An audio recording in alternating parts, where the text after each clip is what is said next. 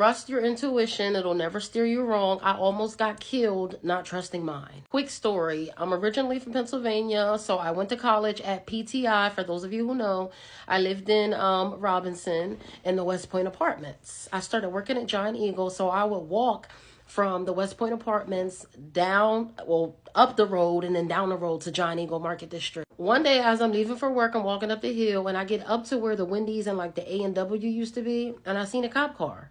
Nobody in the cop car just sitting there in the parking lot. Put a pin in that because we're going to come back to it. I get to work, I finish my shift.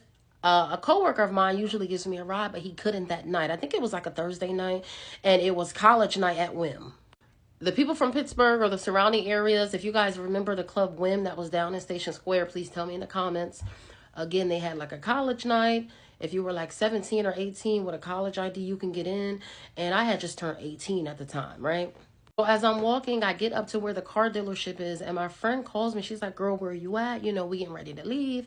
We got to get on the highway because the traffic is so bad from Robinson to Station Square. Boom. I'm like, okay, I'm coming. You know, I'm like 10 minutes away. This car pulls up beside me and says, hey, do you need a ride? Initially, I said, no, I'm good. I'm just, you know, around the corner. And then the gentleman says, well, if you're going to the West Point Apartments, right? I work with a young man that I give a ride there too often. I can drop you off. It's no problem. My instinct, my gut was like, no. But then, you know, at the time, I'm like, I got to get down to Station Square. So I get in the car. Now, mind you, I had my hand on the door the whole time. I shouldn't have gotten in, but I had my hand on the door handle the whole time. So we're like 5 minutes, right? Now, anybody that used to live at the West Point Apartments knew or knows, you have to go down one hill and then you have to go down another. But before you go down that second hill, you have to be careful because if you don't know to turn right, you will drive off the cliff. There was also a family of deer and Mr. Raccoon that lived at the bottom right before you made that right off the, you know, to turn from the hill, and they would just run out at any random time.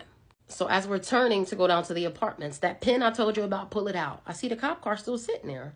So he says, oh, good thing there's a cop car there because I was going to pull over and kill you. Y'all heard me right. He said he was going to pull over and kill me if that cop car wasn't there. My God. I immediately thought about my escape plan and I said, hey, you can just drop me off right here. And he was like, no, I'm going to take you the whole way down. I started praying. I was like, Lord, please let Mr. Raccoon, I'm serious, please let Mr. Raccoon and the family of reindeer run out.